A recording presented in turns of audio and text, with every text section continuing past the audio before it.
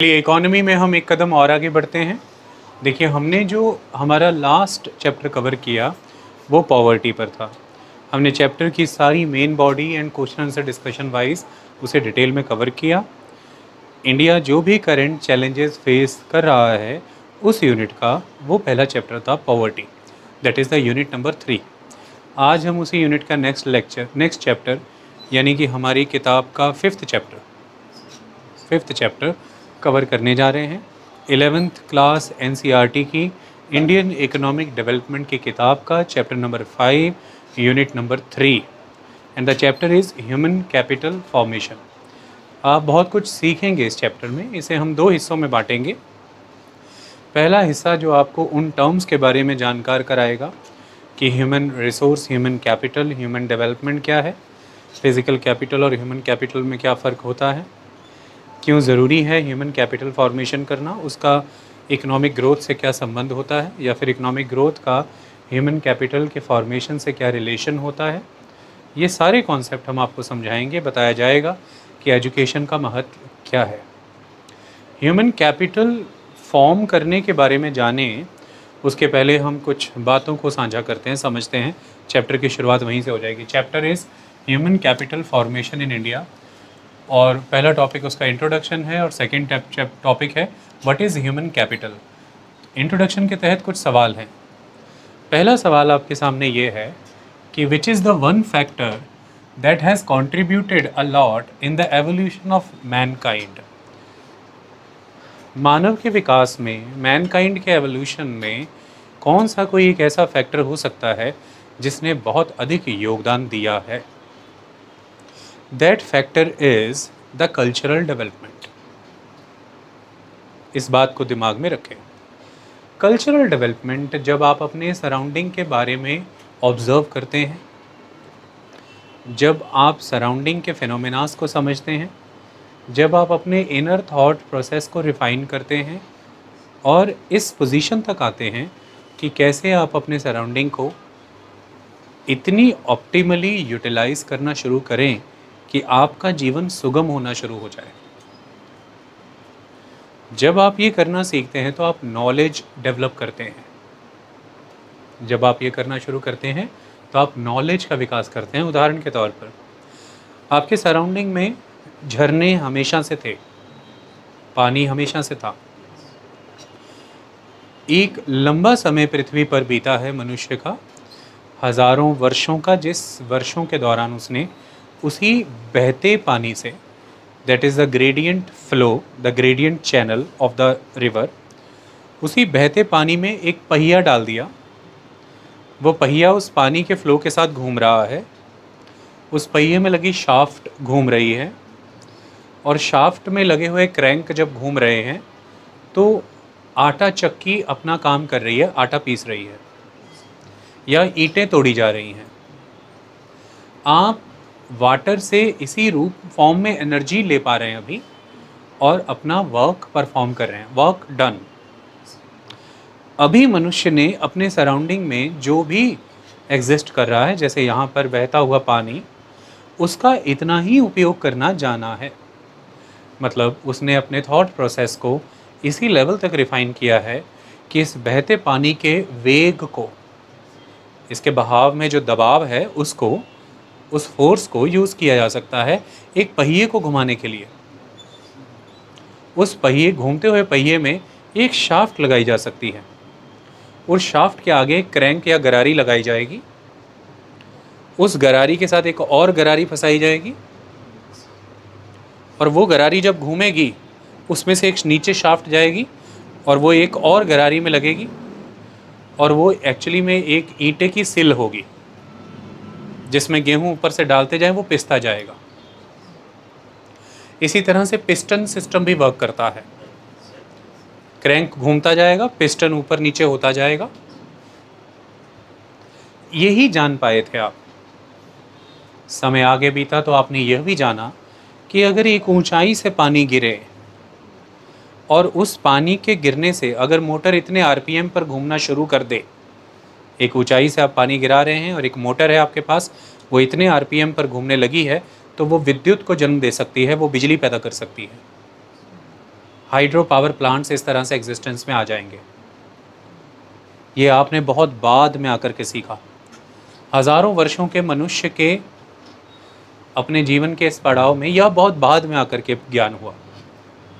तो hydro power यानी कि इलेक्ट्रिसिटी का जन्म हाइड्रो पावर बेस्ड बहुत बाद की देन है। तो इसी तरह से आप आपके सराउंडिंग में जो कुछ भी एग्जिस्ट कर रहा है, चाहे वो एक बीज से एक फसल लगा करके उससे कपास निकालना, उस कपास को प्रोसेस करना, सारे वो जो स्टेप्स हैं, सारे स्टेप्स, उसका यार्न बनाना, फिर उसको अल्टीमेटली फैब्रिक में बदल देना, ये सारे स्टेप्स क्या हैं? ये सारे स्टेप्स कल्चरल रिफाइनमेंट्स हैं। ये कैसे होती हैं? जब आप अपने सराउंडिंग को लेकर के अपने थॉट्स को रिफाइन करते हैं, डेवलप करते हैं और उन सराउंडिंग की चीज़ों को यूटिलिटी में लेकर के आते हैं फॉर योर बेटरमेंट, और आप अपने जीवन को सुगम बनाते हैं, सहज बनाते हैं। तो क्योंकि इसने आपका जीवन बेहतर किया है, सुगम किया है, सहज किया है, आप ये चाहते हैं कि ये जो मेरी इस समय तक की अंडरस्टैंडिंग है, दिस माई नॉलेज, ये आगे की जनरेशन्स में भी ट्रांसमिट हो, ये आगे की जनरेशन में भी ट्रांसमिट हो। तो उस समय तक की आपकी ये जो नॉलेज है, दिस कल्चरल डेवलपमेंट, ये आप अगली जनरेशन्स में ट्रांसमिट करने के लिए उस नॉलेज को स्टोर करते हैं और ट्रांसमिट करते हैं। ट्रांसमिशन के तरीके कई हो सकते हैं। आप उसे कहानियों के माध्यम से, स्टोरीज़ के वाया आगे बढ़ाते हैं। आप उन चीज़ों को कहीं पर इंस्क्राइब करते हैं या कुछ ड्रॉ करते हैं या कुछ पेंट करते हैं, चाहे वो शिकार करने की कला है आपकी, चाहे वो हथियार बनाने की कला है आपकी। आप उसे गानों के माध्यम या राइम्स के माध्यम से लगातार रटते हैं, रटाते रटाते गुरु शिष्य सिस्टम के वाया उसे further generation to generation 1000 years तक ट्रांसमिट कर सकते हैं। और अगर आपके पास स्क्रिप्ट है और लैंग्वेज है तो आप उसे रिटन टेक्स्ट की फॉर्म में स्टोर कर सकते हैं और आगे की जनरेशन्स को वो दे सकते हैं। और with the passage of time अगर आपके पास कुछ ऐसी टेक्नोलॉजी आ जाए तो आप स्टोरेज मेमोरीज़ क्रिएट कर सकते हैं, जैसा कि आज की डेट में हो रहा है कंप्यूटर लैंग्वेज के सिस्टम में, कि आप स्टोरेज मेमोरीज़ के रूप में चीज़ों को स्टोर कर रहे हैं। स्टोर क्या किया जा रहा है? इन्फॉर्मेशन, और वो आगे बढ़ाई जाती है। इन्फॉर्मेशन को, नॉलेज को स्टोर करना और आगे बढ़ाने का मेन जिम्मा एजुकेशन पर रहता है। एजुकेशन कब एग्जिस्टेंस में आती है? जब आप अपने सराउंडिंग के बारे में चीज़ों को जानना समझना शुरू कर देते हैं। जब ये होता है, जब आपका इंटरनल थॉट प्रोसेस बेहतर होने लगता है, रिफाइन होने लगता है, आपको धीरे धीरे समझ आ जाता है कि कुछ चुनिंदा लोग हैं जो ये कर पा रहे हैं, और उनके वजह ये चीज़ें आगे जाएं तो ज़रूरी है कि जो लोग ये कर पा रहे हैं वो इन्हें और बेहतर मैनर में करें, और आगे जिन्हें दिया जा रहा है उन्हें भी बेहतर मैनर में ट्रांसमिट हो। तो यहाँ से हमें ये फील होने लग जाता है कि ये कुछ स्पेसिफिक एक्टिविटीज़ हैं जो स्पेसिफिक सेट ऑफ ट्रेनिंग की डिमांड करती हैं, जो स्पेसिफिक सेट ऑफ स्किल्स की डिमांड करती हैं। जैसे आपको पहली बार इस बात का ज्ञान हुआ कि अगर हम क्ले का एक लंप बनाते हैं, मिट्टी में पानी डाल करके उसे अच्छे से गूंद लेते हैं और उसका एक लंप क्रिएट करते हैं, तो उसको आकार देना ज़्यादा आसान हो जाएगा अगर हम उसे एक रोटेटिंग व्हील पे रखें। इससे उस मैटर की कंसिस्टेंसी बनी रहेगी, आप उसे चाहे जितनी भी शेप देते चले जाएं, क्योंकि वो रोटेट करता रहेगा तो वो डिफॉर्म नहीं होगा। तो व्हील बनाना, क्ले का वो लंप तैयार करना, ढेर सारा, कितना पानी डालना कितना नहीं, ये आपका एक ज्ञान हुआ। इसे डे बाय डे इम्प्रोवाइज़ करते रहना और इसे आगे सबको देना, तो उन लोगों की ट्रेनिंग करना, उनको स्पेसिफिक स्किल्स इम्पार्ट करना। तो ऐसा हमें फील हुआ with the passage of time कि specific training and specific skill system is required to develop the surroundings, to develop your thoughts, to develop your culture, जो आपको और एनरिच बनाता है। तो that set of specific skills, the set of specific training under a specific setting by a specific people to the specific people, this system somewhere evolved into the form of education. तो यहाँ से education existence में आती है।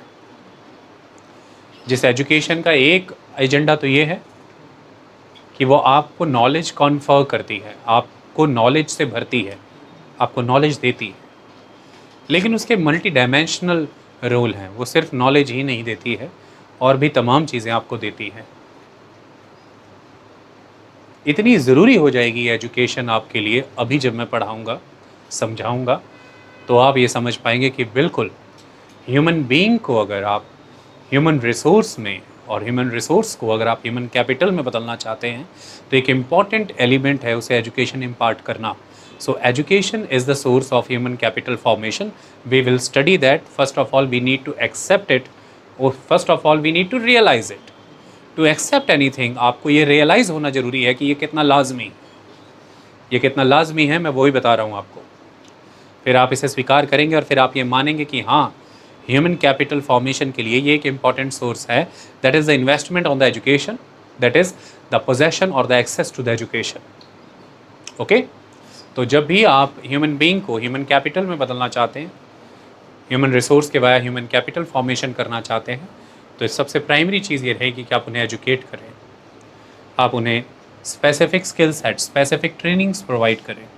It is very important thing. और ये क्यों हुआ? क्योंकि आप अपने सराउंडिंग, अपने नेचुरल रिसोर्सेज को, अपने फ़िज़िकल रिसोर्सेज को और बेहतर इस्तेमाल करते चले जाएं, उनको यूज़ करने के लिए नियम कानून और बेहतर बनाते चले जाएं, समाज में सभी का जीवन स्तर बेहतर करते चले जाएं, उसके लिए बनाए जाने वाले नियम कानून। तो system of relation, system of allocation of resources, system of power, system of institutions, system of control of those institutions, system of concentration of resource and the distribution of resource, system of development of the resources, everything is ultimately the part of the culture of that particular society. If that society having a sound political system, a sound system of organization of the people, a sound system of production from the resources, a sound system of management of resources, a very well developed system of the setting of the cities, of the layout pattern of the cities, a highly developed and sophisticated system of trade and commerce, weights and measures, and then you will say that this society is highly developed culturally. This society is highly developed culturally. So it's a culturally developed society. Okay? So that's the important thing. वो सारा अभी हम समझने वाले हैं economy के इस chapter human capital formation in India के वाया। किसी को कोई संदेह इस बात पर? हमने कल मेंस के क्वेश्चन प्रैक्टिस किए, आपको ये बात एहसास हुई होगी शब्दों का गहन अध्ययन कितना ज़रूरी है, की वर्ड्स पर, टर्म्स पर विचार करना कितना ज़रूरी है। उनकी अच्छी अंडरस्टैंडिंग होगी तो आपके आंसर्स भी उतने ही सीमलेसली आएंगे, वरना कई बार पढ़ा है, सारा आता भी है, पर हमसे डिकोड नहीं हो पा रहा कि क्वेश्चन क्या है, और हमसे लिखा भी नहीं जा पा रहा कि हम आंसर में एक्सप्रेस कैसे करें। ऐसे में कोई बस आपको जस्ट समझा देगा इसमें ये आना था, इसने ये पूछा, तब आप कहेंगे हाँ ये तो सारा पढ़ा था। द प्रॉब्लम इज़ कि lack of practice with the terms, lack of practice with the keywords, lack of practice with the concepts and the phenomena associated with that term, that lack of practice is the problematic thing. आपको geography में क्या है पढ़ना है, geography शब्द पता नहीं है, ये समस्या पैदा कर देगा। ओके तो यहाँ पर लिखा है इंट्रोडक्शन में, which is the one factor that has contributed a lot in the evolution of mankind. Answer is that factor is the human capacity to store and transmit knowledge through conversation, संवाद के माध्यम से। तो पहले संवाद को बहुत महत्व दिया जाता था, विवाह शादियों में शास्त्रार्थ भी हुआ करते थे, चर्चाएं बहुत महत्वपूर्ण चीज़ थी, गुरु शिष्य में संवाद होते थे, उपनिषदों की रचना इसी तरह से हुई है। आई बात समझ में? तो थ्रू कॉन्वर्सेशन, थ्रू सॉन्ग्स, अलग अलग गानों की रचना की जाती थी, अलग अलग जैसे अगर हम गीता की बात करें तो गीता अपने आप में एक गीत है और पूरी तरह से it's a full of knowledge, है ना। गीता शब्द कहाँ से आता है? गीत। यहाँ पे सॉन्ग जब लिखा है, सॉन्ग का मतलब ये सॉन्ग नहीं जो मतलब कि वो 12847 वेट, ये बोला तो ऐसा लगा जैसे किसी पंजाबी ने, लाख 28 कुड़ी दा 47 वेट कुड़ी दा। ओके, वो अच्छा है, वो नाचने गाने के लिए वह भी है, बट वह ऐसा कोई कल्चरल ट्रांसमिशन या नॉलेज उसको ट्रांसमिशन उसका एजेंडा नहीं है। वो दिमाग में रख के ऐसा कुछ एवोल्यूशन नहीं हो रहा है आपका। मेरी बात समझ रहे हैं ना? लेकिन गीत, जो गीत आपको बता रहे हैं कि सामाजिक समस्याएं क्या हैं, जो गीत आपको बता रहे हैं कि कैसे मनुष्य का उत्थान हुआ, जो गीत बता रहे हैं कि हमने क्या क्या संघर्ष झेले हैं कॉलोनियल पीरियड के दौरान, जो गीत बता रहे हैं कि मनुष्य की अस्मिता और सम्मान के क्या क्या अनिवार्य बिंदु हैं, वह गीत महत्वपूर्ण। Okay, that is the important thing. जैसे हमारा नेशनल एंथम है, ऐसे हमारा नेशनल सॉन्ग भी है। तो सॉन्ग, जब हम बात कर रहे हैं song, it's a very comprehensive term here. तो गीत के माध्यम से, संवाद के माध्यम से, अध्ययन और लेक्चर्स के माध्यम से, उस समय में लेक्चर सेशंस हुआ करते थे, और आप सब जानते हैं तक्षशिला एक बड़ा सेंटर हुआ करता था जहाँ पर स्पेसिफिक सेशंस ऑफ लेक्चर्स हुआ करते थे। इसी तरह से आगे जा कर के विक्रमशिला, उदंतपुरी और नालंदा ये बड़े सेंटर्स के रूप में उभरे। इन सब से पहले उज्जैन एक बड़ा सेंटर हुआ करता था लर्निंग का। तो specific sessions of the lectures, okay. और स्टोरीज़, कहानियाँ बहुत बड़ा तरीका है ज्ञान देने का। जैसे कि हम जानते हैं इंडस वैली सिविलाइजेशन में हमें लोथल से एक ऐसा घड़ा मिला है जिसमें प्यासे कौवे की कहानी उकेरी हुई है, चालाक लोमड़ी की कहानी है। तो क्या शिक्षा दी जा रही है? सोसाइटी ने जो ज्ञान हासिल किया कि जहाँ चाह वहाँ राह, where there is a will there is a way. आप आइए, कार्य करने के लिए तैयार हो जाइए। तो ये समाज के विचार का, विवेक का नतीजा है कि वो इस कंक्लूजन तक पहुंचा है कि जहाँ चाह वहाँ राह। इसलिए प्यासे कौवे के रूप में उसको उकेरा जा रहा है कि अगर आप पुरुषार्थ कर लेंगे तो आपको आपकी ज़रूरत अनुसार मिल जाना है। तो वो उस समय तक की सोसाइटी की अपनी लर्निंग थी, उन्होंने विचार किया था, उनके विवेक से आई ये बात। आई बात समझ में? जैसे कि एकता में बल, ये उनके विवेक से आई ये बात। तो वो आपको आगे आगे क्यों दिया जा रहा है? क्यों घड़ों पे, पत्थरों पे उसे उकेरा जा रहा है? इसीलिए उकेरा जा रहा है कि आप यह जाने, अगली पीढ़ियां, कि हमें पुरुषार्थ से जीवन आगे बढ़ाना है। आप प्रयास करेंगे, प्रबंध बन जाएंगे, हो जाएंगे। प्यासे कौवे की कहानी हमें ये बताती है कि संसाधन चाहे ही कम है, पर आप अपने प्रयासों से उन्हें प्रफुल्लित कर लेंगे, आपकी आवश्यकता संपूर्ण हो जाएगी। That's the aspect. तो कहानियाँ बहुत महत्वपूर्ण रही हैं हमारी सोसाइटी में, स्टोरीज़। कोई भी ग्लोबली जो भी सोसाइटीज़ होती हैं, वो अपने लोगों को उनका अस्तित्व याद दिलाए रखने के लिए, उनकी आइडेंटिटी के तौर पर, और आपस में एकजुटता बनाए रखने के लिए, अपनी कॉमन एंसेस्ट्री को ट्रेस करने के लिए, अपनी कल्चरल डेवलपमेंट्स का स्मरण रखने के लिए कहानियों का सहारा लेती है। यहूदियों ने लगभग 3000 साल तक पृथ्वी पर पलायन झेला है, लेकिन फिर भी उन्हें यह याद था कि उन्हें कहाँ जाना है। उन्हें जुदा पर्वत के क्षेत्रों में जाकर के अपना नगर दोबारा बसाना है, ये याद दिलाने का काम 3000 वर्षों तक उन्हें कहानियों ने ही किया था। Stories the very important thing. तो stories, songs, lectures, conversations, plays, dramas, ये इंपॉर्टेंट चीज़ें होती हैं जो इन नॉलेज को स्टोर करते हैं और आगे ट्रांसमिट करने का काम करते हैं। किसी भी समाज में इनका महत्व बहुत ज़्यादा है। ओके, सो ये एक वो बड़ा फैक्टर था जिसने मैनकाइंड के एवोल्यूशन में बहुत बड़ा योगदान दिया, कि मनुष्य ये समझ पाया कि there are important knowledge systems जिसको उसे अपने पास सहेजना है और आगे भेजना है, जिनसे उनके जीवन में अंतर आ रहा है, वो बेहतर हो रहा है। जैसे आग जलाने की कला, पहिया बनाने की कला, सबसे पहले मिट्टी के घड़े बनाने के लिए, बाद में उसी से बैलगाड़ी और रथ बनाने की कला। पहले कहाँ बैलगाड़ी और रथ के तौर पर वह पहिया प्रयोग में आया, वो तो मिट्टी के बर्तन बनाने के प्रयोग में आया। उसी पहिए को लगा के व्यक्ति को बाद में लगा कि शाफ्ट के माध्यम से दो पहिए आपस में जोड़ करके हम तो बैलगाड़ी भी बना सकते हैं। ये कितनी बड़ी बात है। तो ये उसने समझा। ओके, तो उसी हिसाब से फिर चीज़ें आगे बढ़ाई गई। तो which is the one factor that has contributed a lot in the evolution of mankind? Answer is that factor is the human capacity to store and transmit knowledge through conversation, songs, lectures and stories.